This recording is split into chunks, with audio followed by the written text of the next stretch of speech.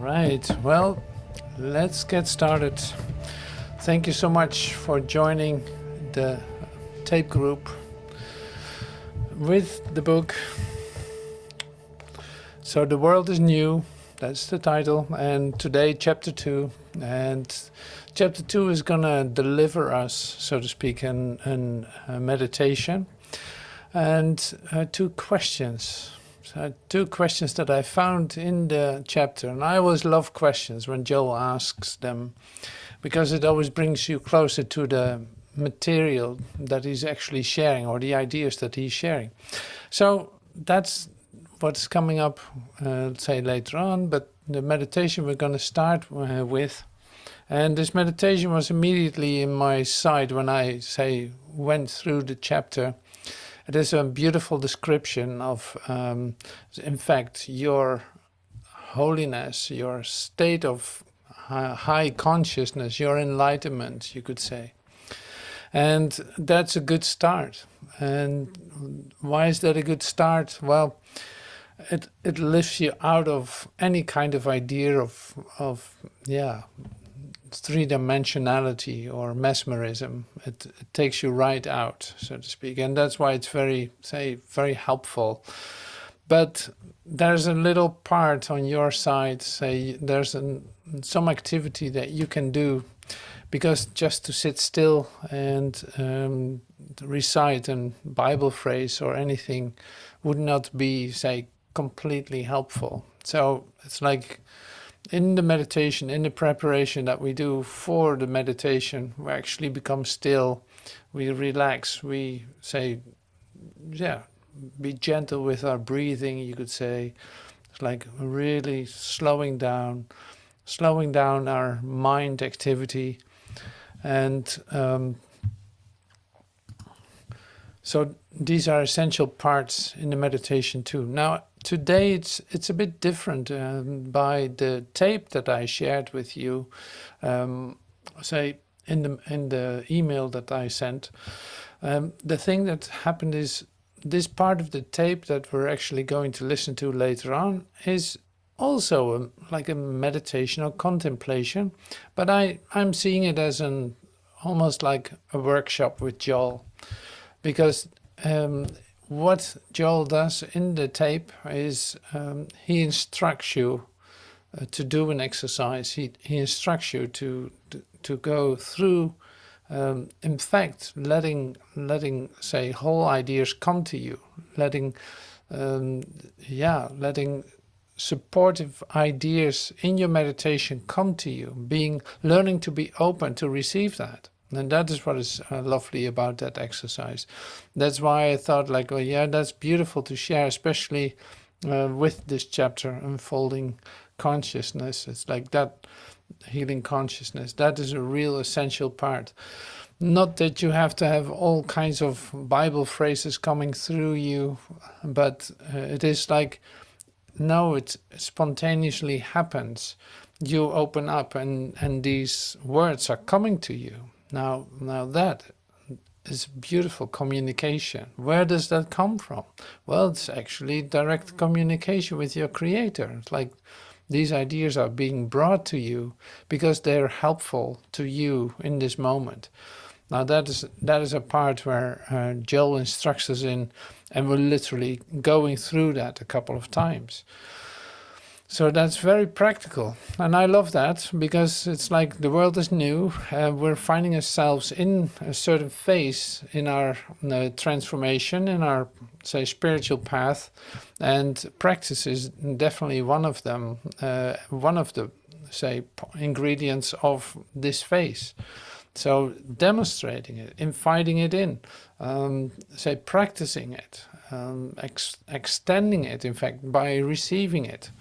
So that is all included in this meeting today. So, and then the meditation that we do before that is just to center into stillness, you could say, to quiet our minds, to come to the place where you have a chance, to receive the stillness that is you, to receive the peace that is you. and in fact to come into a direct communion with your creator. If you allow that to occur, it is immediately so, you could say. Now, in Joel's instruction, we see this a lot too. In Joel's instruction, sometimes it seems like a very easy thing to do, like that's just a given, that's what's going to happen.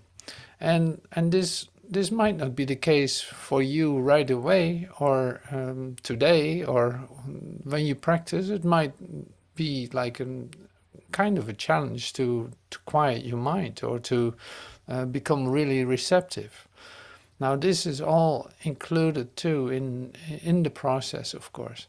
So now today we're just practicing to quiet down and in fact say open, becoming open and willing to receive something else, some other communication that is not human for sure. But we don't know how to get there or how to do that. And well, let's dive into that. So I made a prefabricate meditation with the words of Joel, with some music in the background just to help you relax. And in between the expressions, we have a moment of silence, and that can be like 4 minutes or so. And I'll repeat this cycle a couple of times. And then one time we will hear it in French too, if I can find recording back. But yes, we will. And so I'm starting with that right now.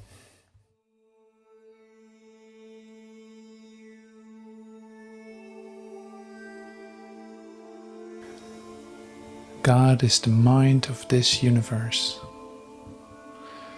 God, the divine intelligence of this universe, is the intelligence of all mankind, whether appearing as man, woman, child, animal or plant. God is the divine soul of this universe, is the soul of all mankind. God, the Spirit, is the substance of all form. There are no material forms or formations. Everything that has form has a spiritual form, and God is the substance of that form. Any appearance contrary to spiritual form is illusion. God is the mind of every individual. Everyone appearing to have a mind apart from God, anyone even claiming to have a mind of his own, is only a temptation to come to me to accept a mind apart from God. God is the mind of this universe and of all men. God is the soul of every individual. God is the eternal life of every man, woman and child in heaven and on earth. God is the life of every individual who has ever lived on earth, is living now, or ever will live. God is the universal life of all being. Therefore, there is no diseased life and no dead life. Et l'esprit de cet univers. Dieu, l'intelligence divine de cet univers et l'intelligence de toute l'humanité, qu'elle apparaisse sous forme d'un homme, d'une femme, d'un enfant, d'un animal ou d'une plante. Dieu, l'âme divine de cet univers et l'âme de toute l'humanité. Dieu, l'esprit est la substance de toute forme. Il n'est pas de forme ou de formation matérielle. Tout ce qui a une forme a une forme spirituelle. Et Dieu est la substance de cette forme.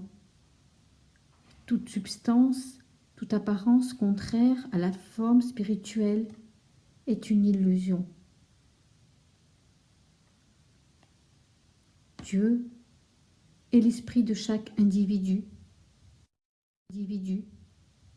Quiconque semble avoir une pensée différente de Dieu ou même quiconque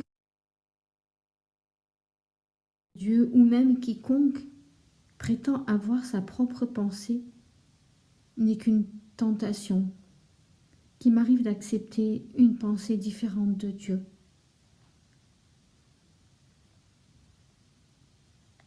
Dieu est l'esprit de cet univers et de tous les hommes. Dieu est l'âme de chaque individu. Dieu est la vie éternelle de chaque homme, femme et enfant, au ciel et sur la terre. Dieu est la vie de chaque individu qui a déjà vécu sur terre, qui vit actuellement ou qui vivra jamais. Dieu est la vie universelle de tous les êtres. Il n'y a donc ni vie malade, ni vie morte. So thank you. Thank you so much for joining in the meditation.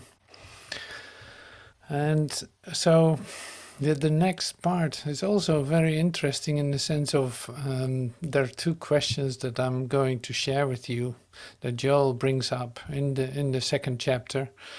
And so that is one part. The other part is, of course, the next meditation exercise that we're going to do later on.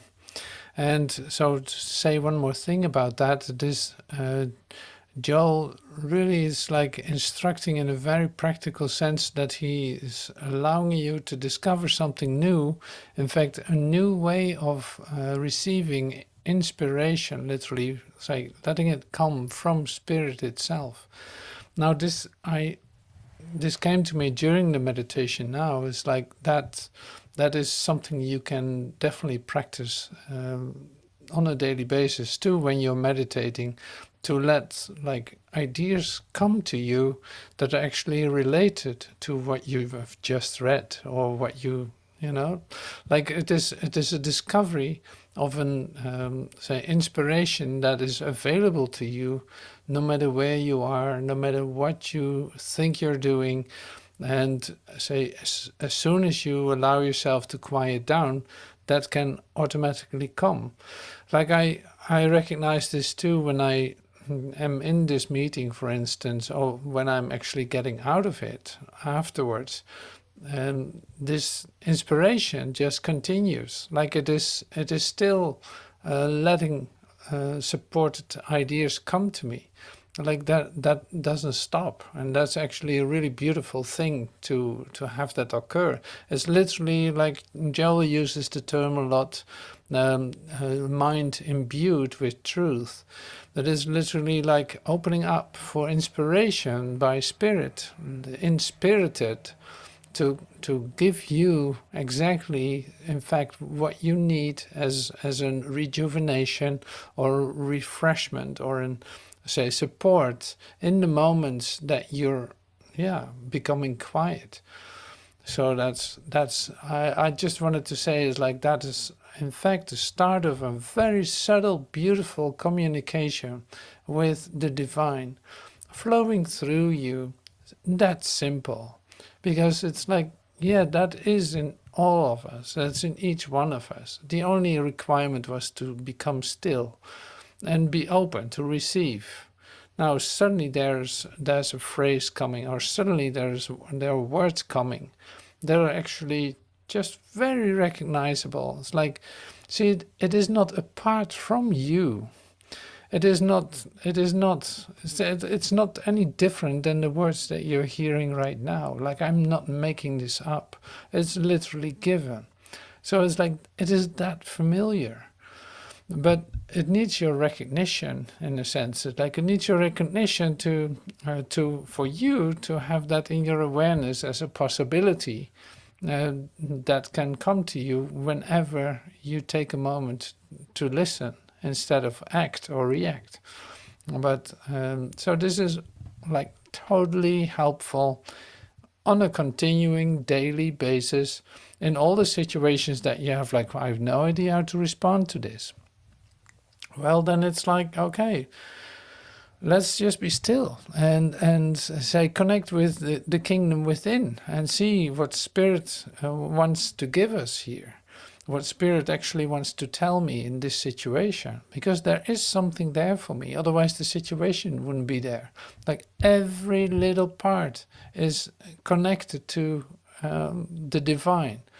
Every little part. It has nothing to do with the form that you perceive in the world. No, the form in the world will be impossible or not understandable, or it's like, no idea what this is about. But the only requirement for you is to become still and actually receive what Spirit wants to tell you. Not in regard how to deal with the situation necessarily, but more like, there's something going on. There's an inspiration. There's a spiritual life continuously happening, and that means that you're in communication. Who knows what Spirit is going to tell you? It would be the same as somebody asking Jesus a question, and Jesus would start to tell a parable instead of giving a direct answer to the question. Well, this is, where do you think Jesus got the parable from? It's like, that was completely inspired to share. This is the same with you in every situation, every question that comes to you. And there are 2 questions coming to you today. That's what I shared with you. So we can practice it right away too. But we keep the practicing for later with the video with Joel. That's really great. But I will bring in the 2 questions, just because they touch something real fundamental. So I'm going to see if I can share that with you immediately instead of not being able to see it first. Okay, so here are 2 questions. Here's one. Oh yeah, this is where we start. This is a great question too. And this brings it right to the place where we are right now. Literally, like, okay, what is happening here? Well, here's the question. If we of our own selves had the power to heal anyone, would we not be doing it this very minute instead of spending time to talk about it? See, I love that question. It's like, if we of ourselves could do this, then we would be healing instead of spending time to talk about it. Then there was no need to talk about it, you could say. Yeah, that's a reasonable question. So in other words, what Joel is actually telling is, like, we don't know how to do this. We don't know how to heal. We don't know how this works. We don't even know why it is happening. So someone comes to you in some kind of distress, or maybe you're in distress yourself. You suddenly have no idea how to respond to any of it anymore, what is coming your way.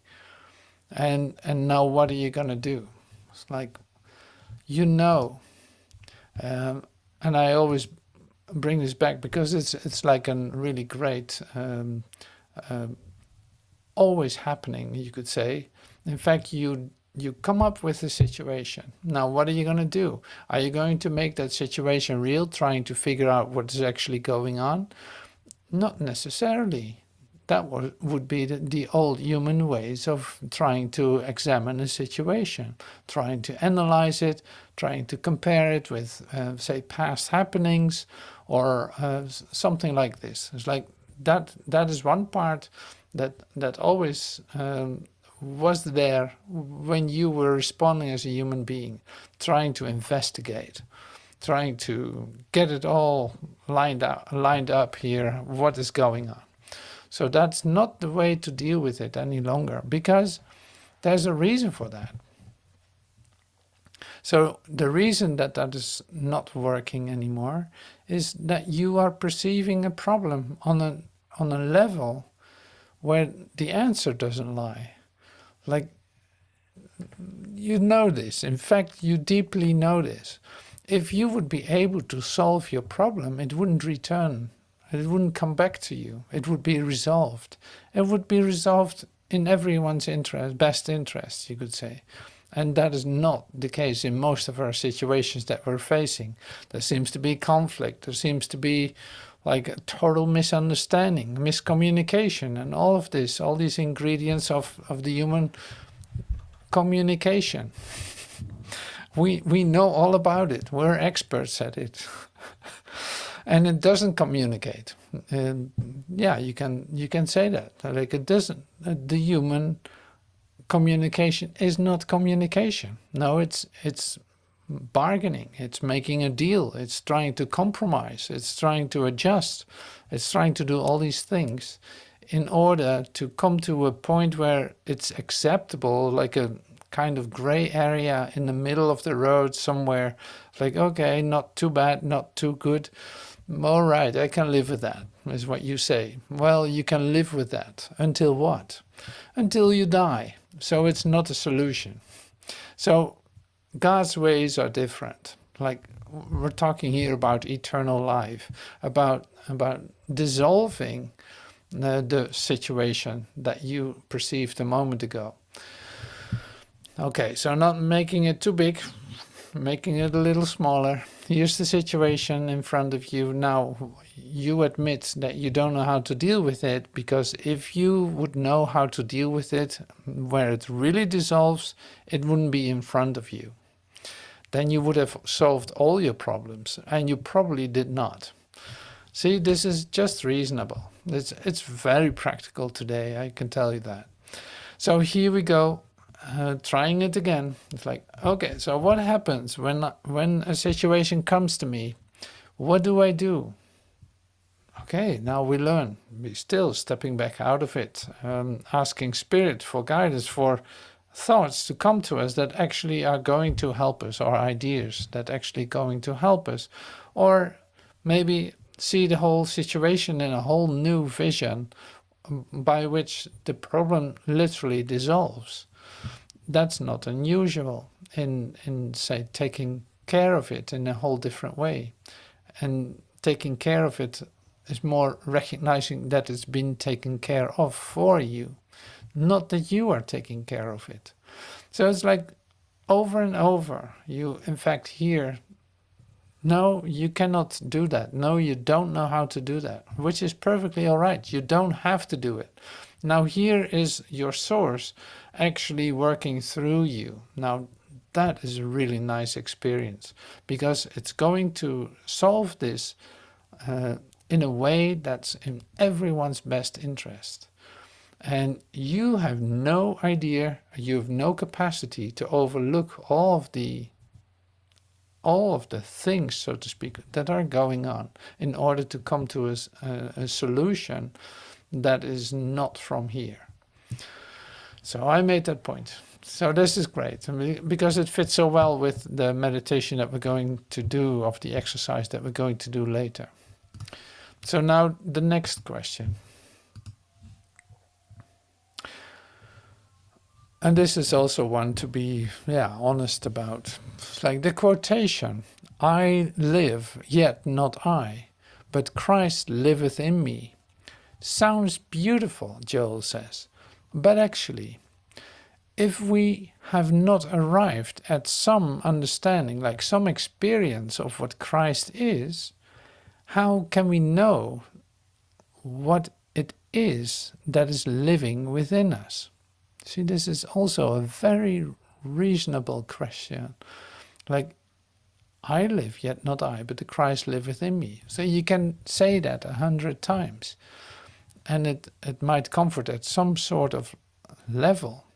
But are you experiencing the Christ within you? Are you experiencing this? In fact, are you experiencing, getting out of this, are you experiencing the release of your humanhood?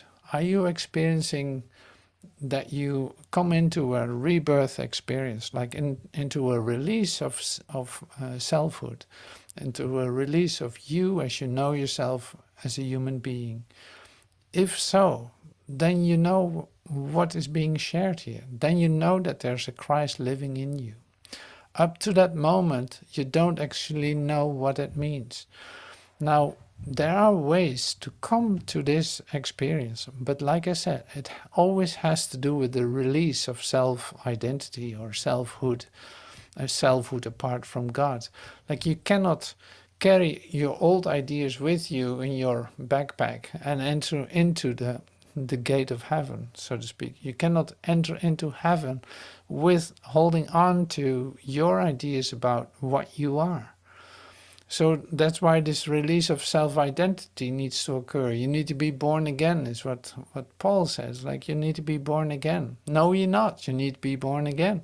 It's like, yeah, then something opens up in your consciousness. It's like a very natural thing at the same time. It's not, but very different also. Well, great.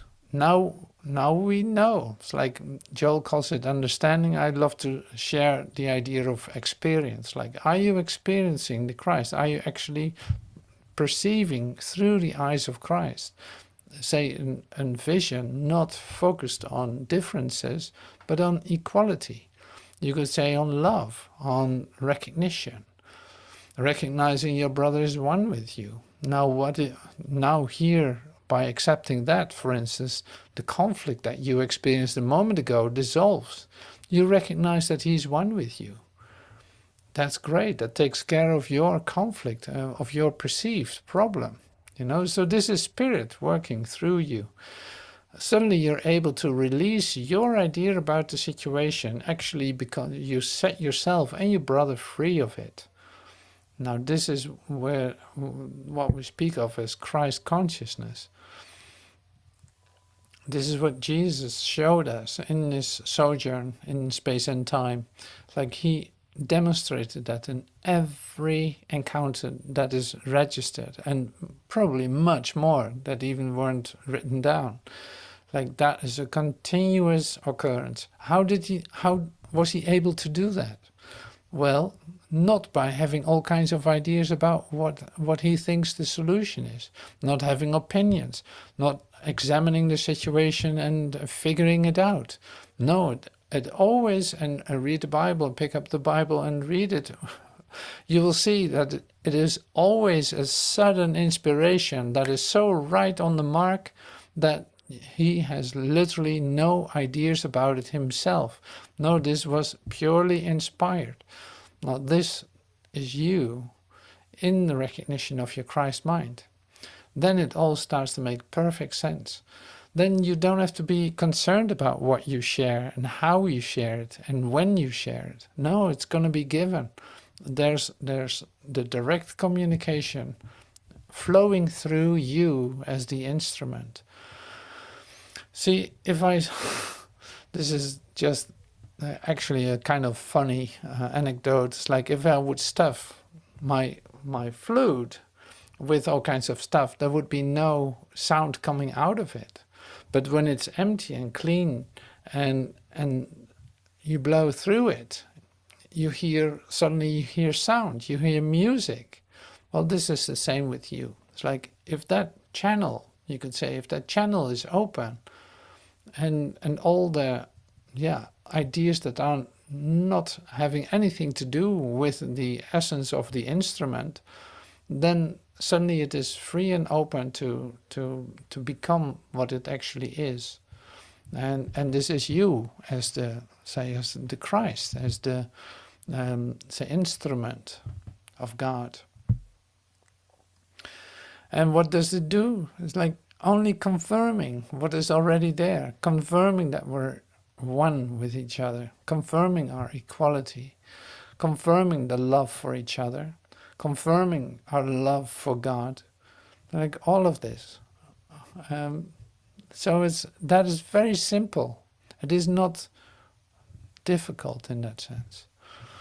It is just that it has nothing to do with your ideas. So that's really lovely.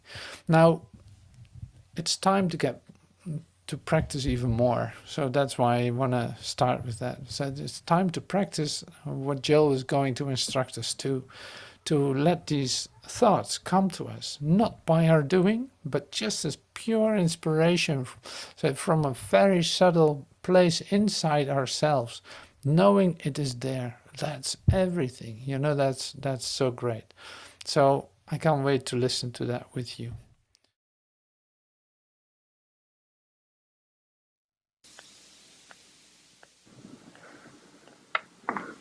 Now you can see that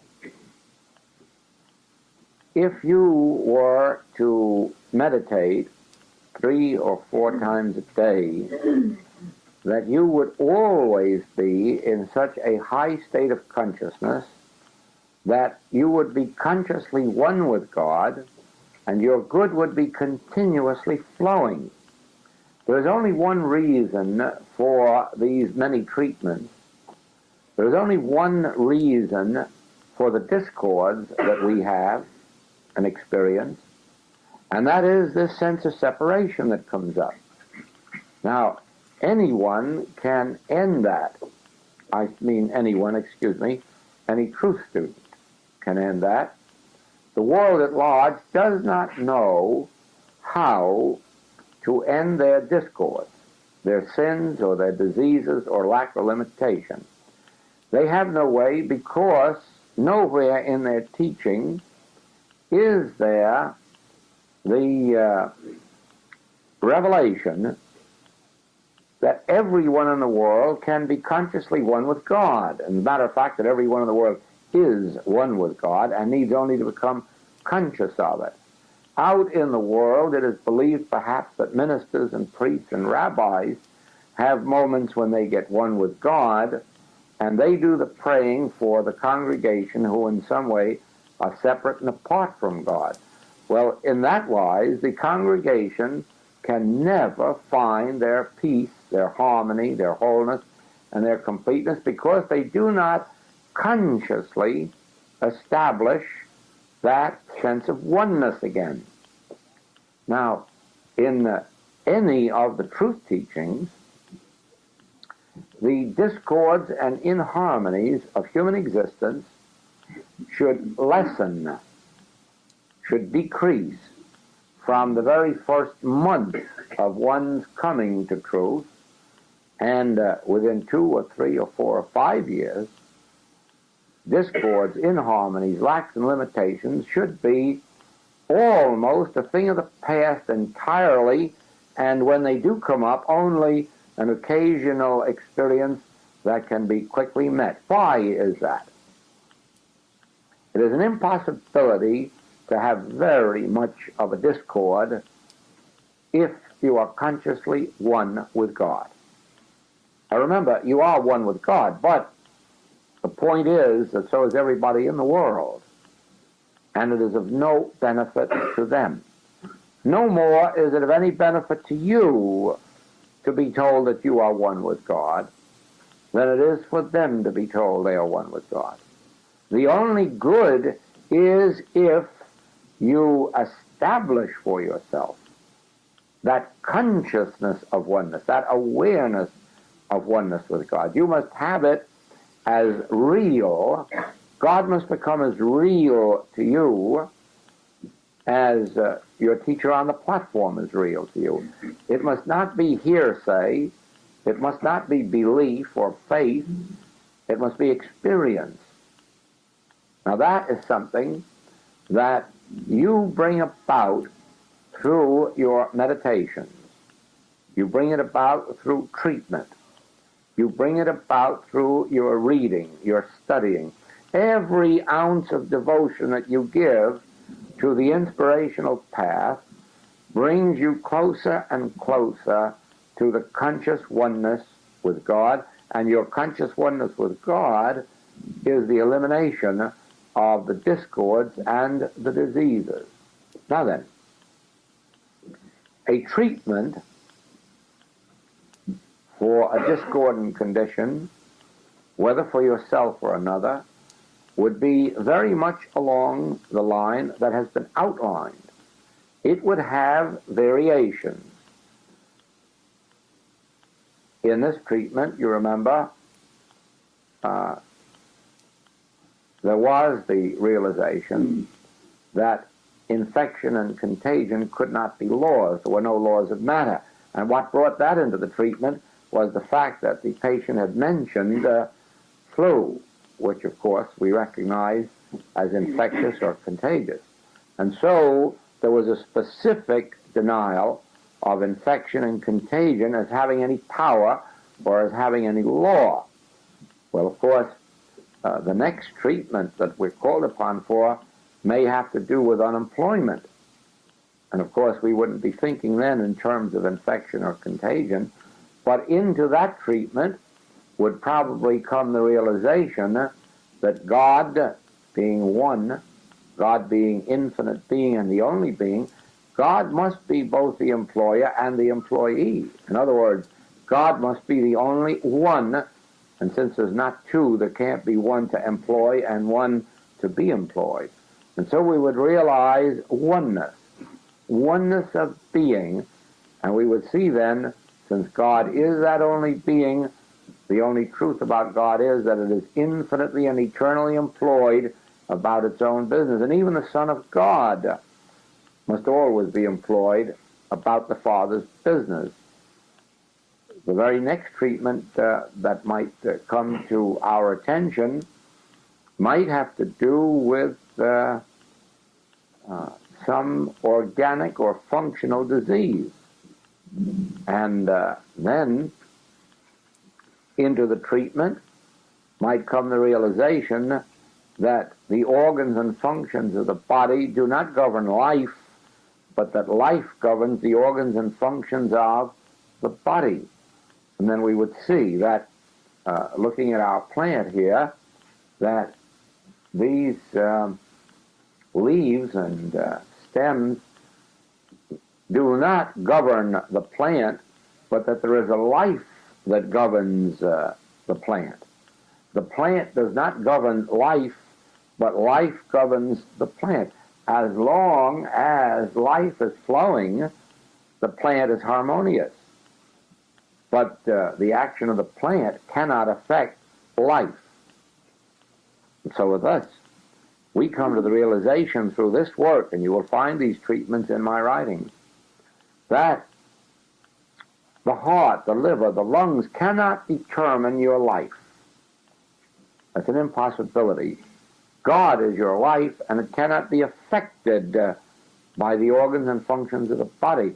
And so you don't have to be concerned whether the organs and functions act in accord with the way materia medica thinks it should act, but by reversing it and realizing that life functions all of the organs and functions, that life governs all the organs and functions, you will find that the organs and functions will come into harmony, painlessness, right activity. But in your treatment, you see, you will still be in the level of God. You will not be bringing it down to earth. You will be merely correcting the belief that the body affects life, and understand that life governs the body.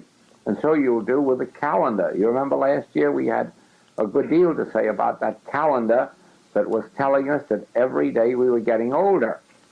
Well, does the calendar or the passing of time affect our body, or does God affect our body? Well, of course, if God is the only power, then it must be God that affects our body and not the passing of time or the calendar. But here again, you have a belief, a universal belief. It isn't yours or mine, but you and I have accepted the belief that the passing of time affects the body, or that certain foods affect the body. Now you're coming to a spiritual truth that tells you that it is life that affects the body, and only life, and life is God. And so after you've brought yourself back into that awareness and return for the confirmation from God, you receive it through the awareness of God's presence. Now, there is a point that will lead us to where we can live more or less continuously in heaven, where we will come down to earth only occasionally and then quickly find ourselves back up in heaven again. And that comes through meditation. That comes through the practice of meditation. And in meditation, we keep ourselves established in that oneness, and of course not coming down to earth, we don't come down to the world of appearances. The meditation we are going to take now is also frequently used in treatment. But before we use it in treatment, we're going to use it in a meditation. Now, the object of meditation, please remember this, will you? Listen carefully. The object of meditation is to arrive at a conscious oneness with God. It has no other purpose now. We're not seeking supply. We're not seeking health. We're not seeking a home of companionship. A meditation is to establish our oneness, our realization of oneness with God, and having done that, we're going to let all the things of life be added unto us. We're not going to seek things. We're not going to seek persons. We're going to seek the realization of God's presence and the feeling or awareness of God's presence, and then we're going to let all the other things be added unto us. You'll find after we've accomplished that, that not only the treatments come easier, more quickly, but we have much less of them to deal with, because this meditation keeps us in a continuous state of treatment. Now,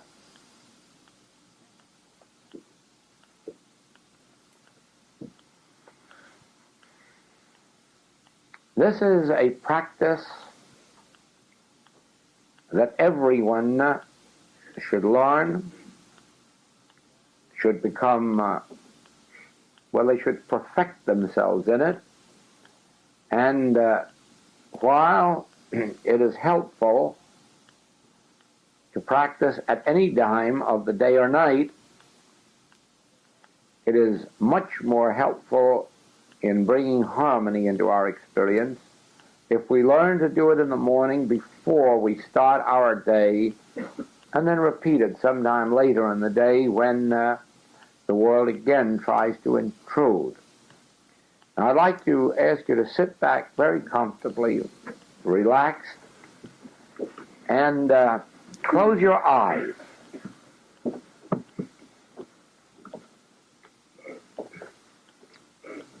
In this meditation,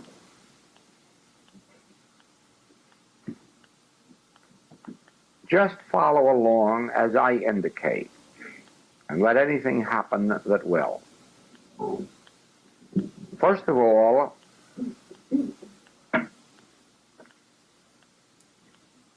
let some quotation of Scripture or of your metaphysical writings come into your thought. Any one that matters not.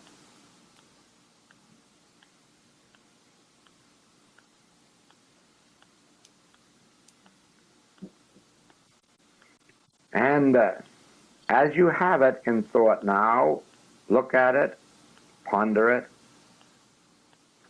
repeat it, try to think of its meaning.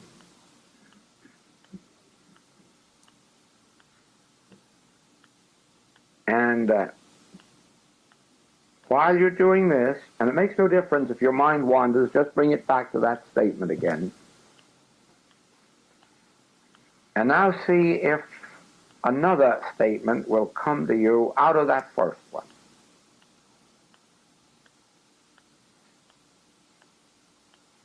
Don't try to remember one. wait for one to come to you.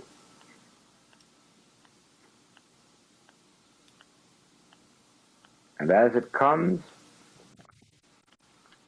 think of it, and go back to the first one again.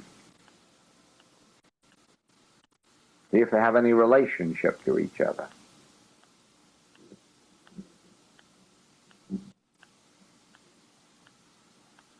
And while you're doing this with these two statements, a third one should be coming into your mind. The first two have probably made you think of a third one. And so you think of that third one and the second one, or perhaps the third one and the first one, and the second one.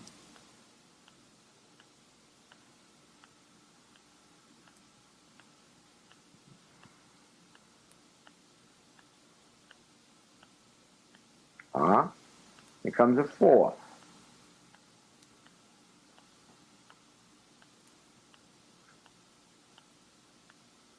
Now look at those four and see what kind of a pattern they make.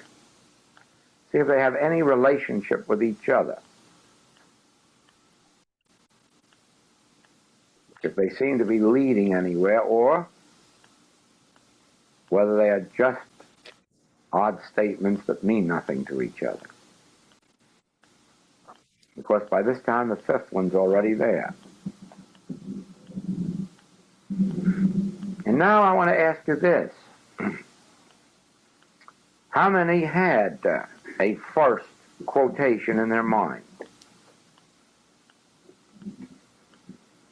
Oh, well, everybody had a good quotation. Now then, did a second one come? Without your thinking about it, just came to you out of the first. Now, how many had the third one come? And the fourth?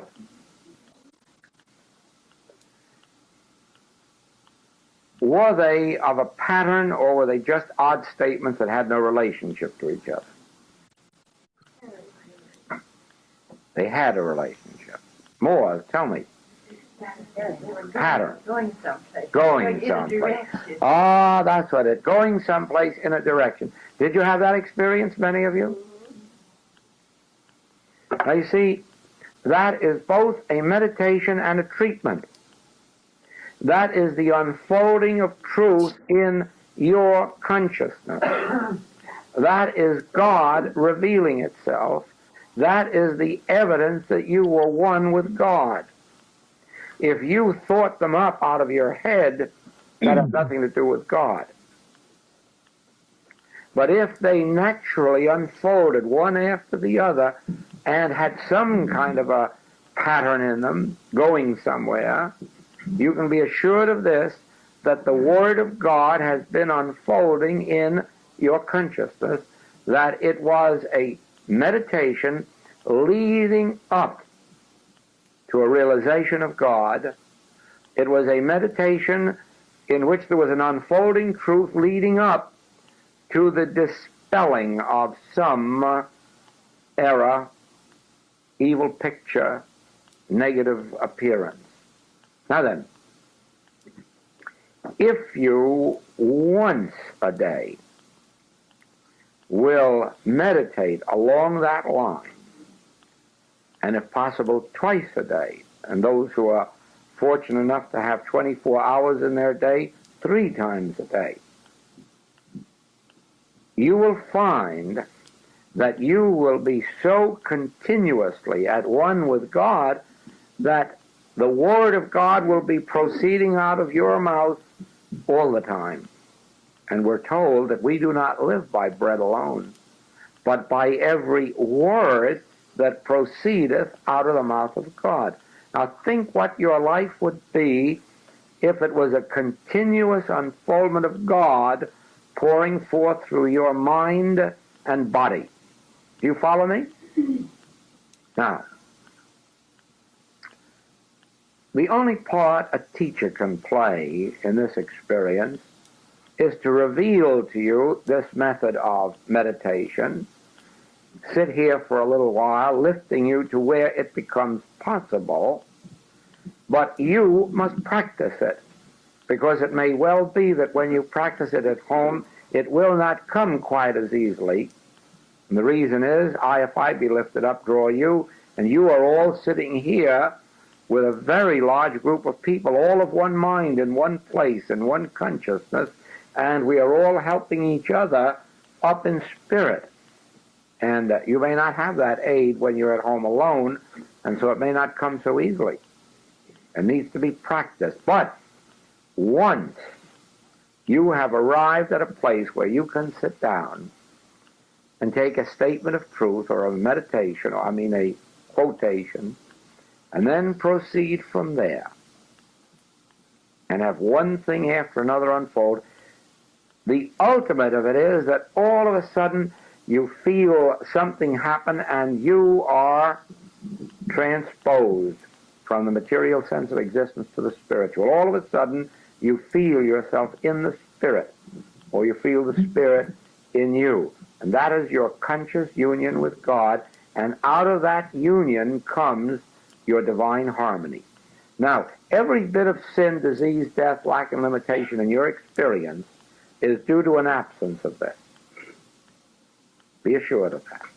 Nobody in the world who has this conscious union with God has very much of discord. And oh yes, it does come once in a while. It comes to everybody in one form or another. But with this, it's quickly eliminated.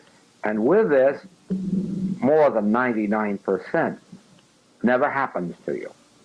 More than 99% of what happens to the world does not happen to the person who has this conscious union with God.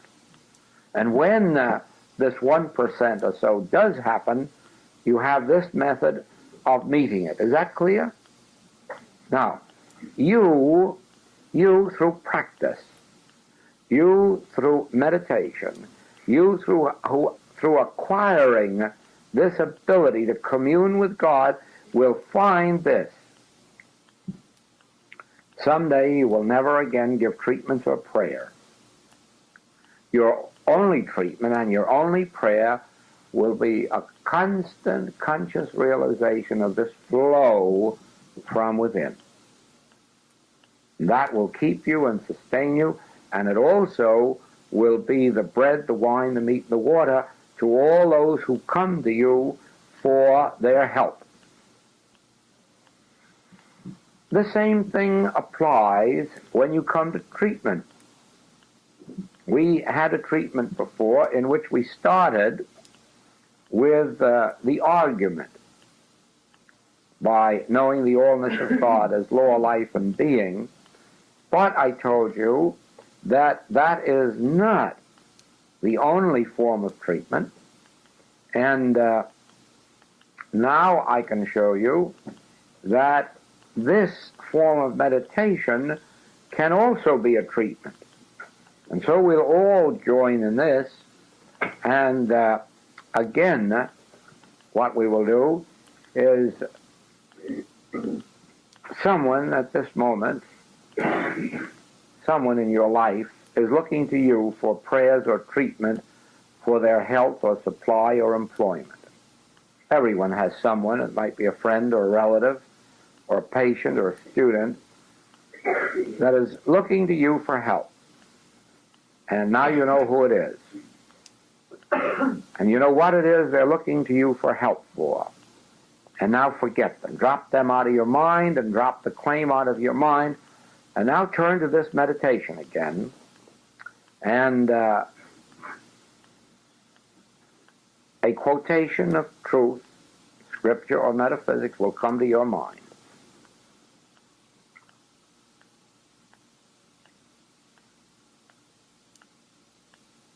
And as it comes, and you ponder it, you will find that another one will come.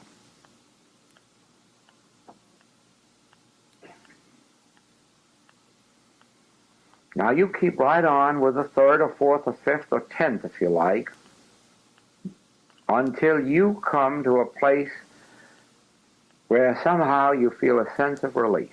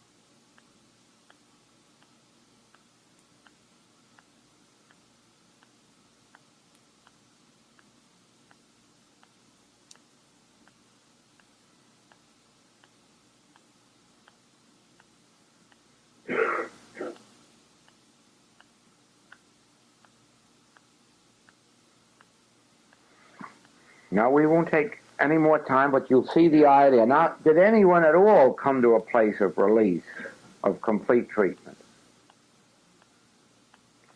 I see that must result, if you made your contact, that must result in some measure of healing, of harmony for whoever you were treating. Now, you weren't thinking of them.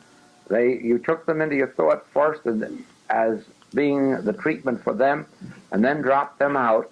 But your quotation, did the quotation result in a pattern again? Did it lead up to a conclusion? If it did, and then at the end came with it a sense of release, that was the perfect, beautiful treatment, and you should get a fine report of healing or harmony out of it. Now, if you make and practice this type of treatment, you will never have to worry about those old, long arguments and affirmations and denial. You'll go direct to God and let God give the treatment. Then you'll understand what you've been saying when you said, oh, it's the Christ that heals. Yes, you said the Christ heals and then sat around for an hour making statements of truth and not giving Christ very much of an opportunity to get in. But in this way, if you can come to this form of treatment, you will blot out all of the human part of the treatment and let the Christ take over right from the beginning, revealing one truth after another up to the perfect climax, and then a release. And then you say, ah, that was good. God is on the scene. The responsibility is on His shoulder. Now then, remember that this will go on all week. And my part can only be this hour in the afternoon, but you have the opportunity during the next 23 hours of giving as much time as possible to practicing this, so that before this week is over, you can report whether or not you're on the road, whether you're on the way, whether you are attaining results, or you can ask questions, beginning with Thursday. I want you to have Monday, Tuesday, and Wednesday for all of the practice that's possible. Then any questions remaining, write them out on a slip of paper beginning Thursday, give them to the book room here for me, and we will begin to unravel them. Because it is my hope and my prayer, and it is my purpose of being here, that when the week is over, you will have received some higher measure of treatment, of prayer, of unfoldment, so that I can say, well, I planted the seed, but God gave the increase. Do you see that? Your practice will make that possible, not my work here. My work here can only plant the seed or give you the help to get started. But your work, your practice in these other 23 hours can bring you to a place at the end of the week where a whole new unfoldment in healing work can come to you. Thank you, thank you, thank you. All right. See, that was a very practical part with Joel. We didn't have much tapes yet with this kind of instruction, but it's a great practice, so why not use it? And use it this week if you feel like doing that. Use it this week and see what happens when you use it. Like, there's nothing to lose by doing it. Absolutely not. Now, Joel talks about, like, if you have any questions, well, bring them next week too. So, and this is my invitation to you too. It's like, okay, in my practice, this and this and this happens, or I have a question about that. You're always welcome to send those in. That's perfectly all right. And we will get back to them in the next meeting that we have. Not to make this a question and answer kind of thing, but what you bring in is for the healing of you and everyone else. So that's why there's no accident in what comes to you. Even that is perfectly orchestrated, just like the sentences or the phrases and quotes that are coming to you in your new practice that we practice today. So this is just an invitation to do so. All right, well, thank you so much for joining the tape group today. And the world is new. Let it be completely new. And I hope to see you next week. Thank you so much. Have a wonderful rest of your day, and see you soon. Thank you so much. I will still play a song and all that.